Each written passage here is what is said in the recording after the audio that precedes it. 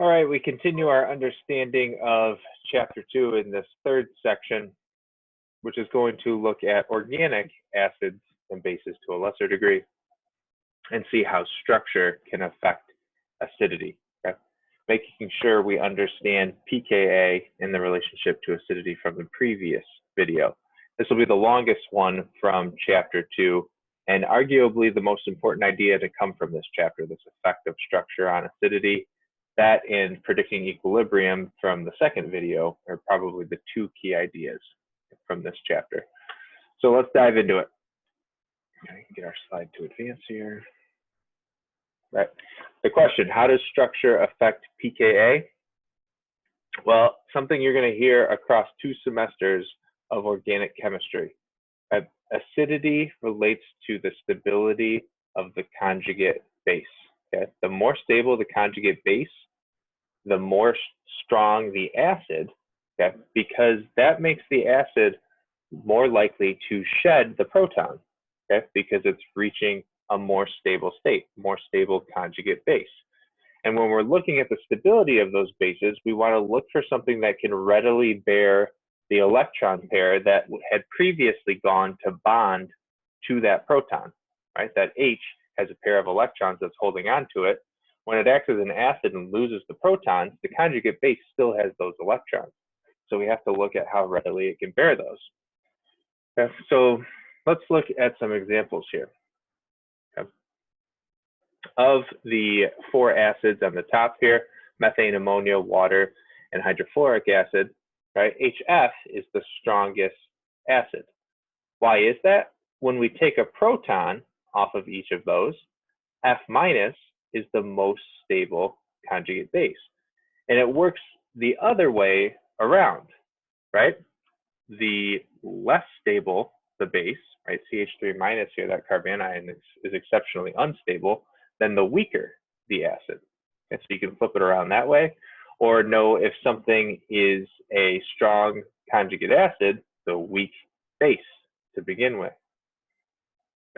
So more stable the conjugate base, stronger the acid. Key idea moving forward, so that we can discuss the factors that affect stability and bearing those electrons.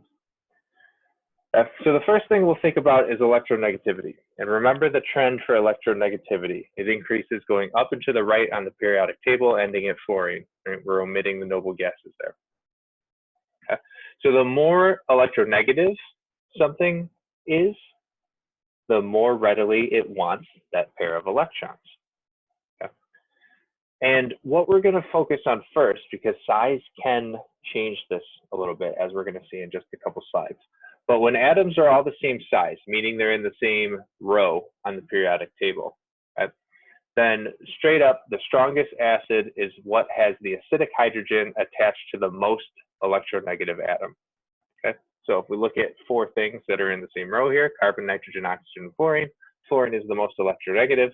Fluoride, right, is the most stable conjugate base, meaning HF is the strongest acid. Okay. So where do we easily see that difference? Okay. We talked about alcohols and amines in the previous video. All right, look at this. Putting the acidic hydrogen on oxygen gives us a pKa of 15.5. Moving it over to nitrogen, okay, less electronegative nitrogen, that huge jump up to pKa, up to 40. Okay? It's all because oxygen is more electronegative than nitrogen.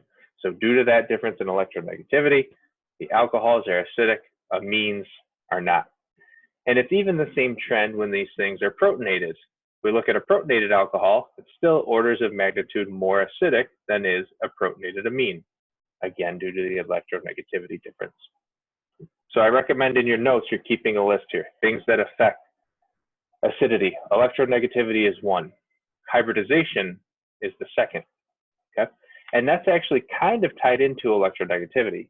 The hybridization, where the acidic hydrogen is attached to, affects the electronegativity, which then in turn, we've already seen affects the acidity. So that's kind of the order of operations. Hybridization affects electronegativity, electronegativity affects acidity. So if we follow that line, hybridization affects acidity.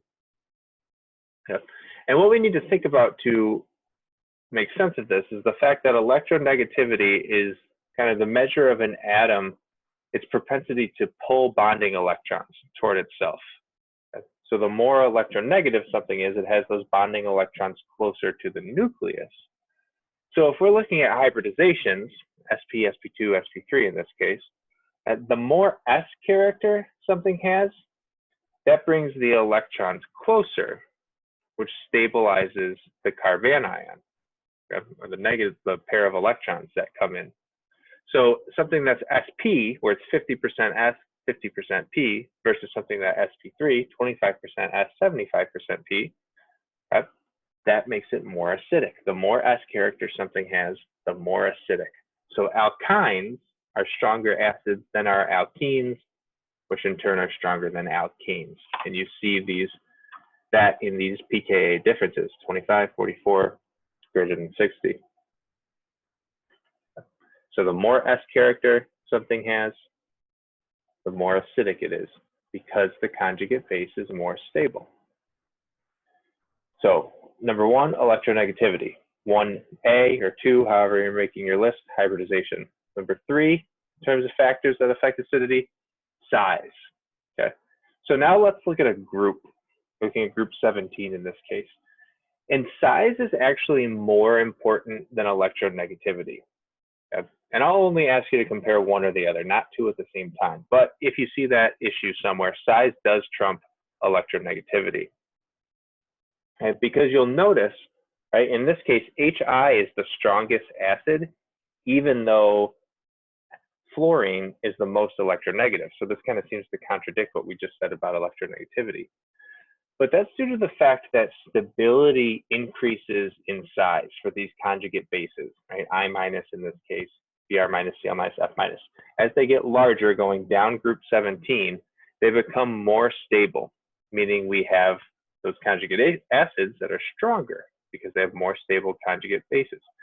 And that's due to the volume of space that negative charge is spread over. You can kind of think about it like electron hot potato, right? There's more space to balance that charge out. So if there's a difference in size, if we're comparing things across a group, the strongest acid has hydrogen bonded to the largest atom. So most acidic is either most electronegative, more S character, or largest in size so far. And that's kind of all summarized on this table that we see some sample pKa values, table 2.2 from your textbook. Okay. So what other factors can we have? We've got substituents and delocalized electrons that we're also going to cover here. So keep those notes going. Because even when we're comparing the exact same group, looking at carboxylic acids at the top of this slide here, okay, the acidic hydrogen is bonded to the same thing in each of these cases. It's bonded to oxygen in this carboxylic acid. But notice if I change what else is attached to that molecule, that's what's going on here, from a hydrogen to a bromine to a chlorine to a fluorine, it does change the pKa. Not by several orders of magnitude. You see those changes here, 2.86, 2.81, 2.66. Much smaller changes than changing from having an acidic hydrogen bonded to oxygen versus bonding to nitrogen. A change here would have a more drastic effect. But changing the substituents elsewhere on the organic acid does have an effect, and it's called inductive electron withdrawal, which is a huge concept in organic. And the way inductive electron withdrawal works is that after the acid ditches its proton, we're looking at the stability of the conjugate base, right? Putting an electronegative substituent kind of draws the negative charge down towards the electronegative element. And that's what those arrows on the bonds are showing us, right? So it's helping stabilize the conjugate base, which means it's more acidic. So putting an electronegative substituent on an organic acid makes it even more acidic because it stabilizes the conjugate base. And that's known as inductive electron withdrawal, or IEW, inductive electron withdrawal. And this is kind of, we'll tie into this later on, right? How do you put those things on there? Replacing an atom is known as a substitution reaction. The new atom is called the substituent. I think I just used that term.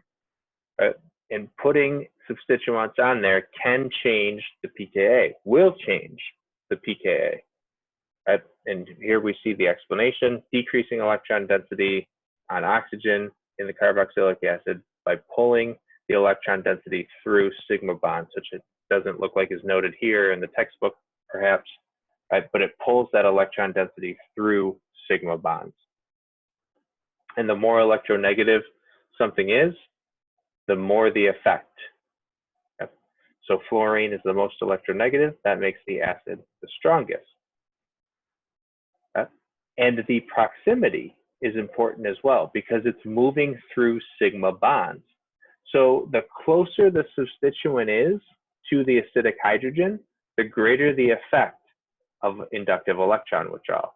So here, right, I'm 1, 2, 3 sigma bonds away. Over here, I'm 4 sigma bonds, 5 sigma bonds, 6 sigma bonds. So the closer the substituent is to the acidic hydrogen, the more pronounced the effect. As you move the substituent away, the effect of inductive electron withdrawal decreases. One other thing that's not shown in here, if you put on multiple substituents, so say I put on 2 bromines here, or another bromine over here, that would make it even more acidic. Extra electronegative substituents make it more acidic. So let's finish this section by talking quickly about delocalized electrons. And delocalized electrons are going to explain why carboxylic acids are so much more acidic than alcohols, even though the acidic hydrogen is attached to oxygen in each case. Okay, so the first thing that might be apparent now at a quick glance is carboxylic acids have that extra oxygen up here. Oxygen is electronegative, right? So there's going to be some inductive electron withdrawal, why carboxylic acids are more acidic, right? But that would not come anywhere close to causing a difference in pKa of more than 10 pKa units. Right? So what else is going on? It's got to be those delocalized electrons, right? And that's what's going on here. Look, after we lose the hydrogen, the acidic proton in this case, look what we're left with. If it was an alcohol, then that lone pair is just stuck on the oxygen. Okay, this is called an alkoxide or ethoxide in this case with the 2 carbons. It's stuck just on that oxygen, nowhere else to go. It's localized. That means it belongs to only 1 atom. That's what we have with the alcohols. But over here, I have delocalized electrons. That means they belong to 2 or more atoms. And here, that lone pair of electrons that's left behind actually belongs to oxygen, carbon, and oxygen all at the same time. Because if we look at the 2 resonance contributors, right, you should remember the resonance structures, right, and look at the resonance hybrid, you see that those electrons are in fact spread out. And when we have delocalized electrons, it's kind of like having a larger size for the conjugate base. It spreads out the negative charge, which increases the stability, right? See how it doesn't have as much of a hot spot looking at the potential map? So we spread it out, we increase the stability. Yep. So here we have our definition of delocalized electrons that I just mentioned, belonging to 2 or more atoms. It's going to be huge, right? Chapter 8 is all about delocalized electrons. That means our negative charge is shared, conjugate base is stabilized, right? And the 2 structures are resonance contributors that form 1 overall resonance hybrid. I said all that on the previous slide. And we can always tell that with resonance, right? Always check, do I have 2 resonance contributors? If so, it's going to be a more stable conjugate base and therefore more acidic. And we're going to talk about that more in later chapters. Summary of our factors that affect acid strength from this, right? Electronegativity, size, hybridization, inductive electron withdrawal, and lastly, delocalized electrons. All those factors to remember from this section, but remember, what are they all affecting? The stability of the conjugate base. The more stable the conjugate base, the stronger the acid something's going to be, okay? Which is the key idea from chapter 2. Know how those factors come into play, and you can use them to predict equilibrium in this case by identifying the strongest acid.